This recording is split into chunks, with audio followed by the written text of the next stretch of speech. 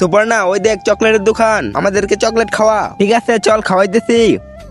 এই আমাদেরকে চকলেট দে। জি, এখনই দিতেছি। এই নেন আপনাদের চকলেট। সুপর্ণা, কিছুতেই মজা আসতেছে না, চল ওর সাথে কিছু একটা মজা করি। ঠিক আছে, দাঁড়া, এখনই করতেছি। চল এখন আমরা ওকে সুন্দর করে মেকআপ করে দিই। আরে ম্যাডাম, আপনারা এটা আমাকে কি বানিয়ে দিয়েছেন? কই, কি বানালাম? আগের থেকে আরো 10 গুণ সুন্দর লাগতেছে। চলো, এই শয়তান মেয়েগুলা ওই বেচারার মুখটাই খারাপ করে দিয়েছে।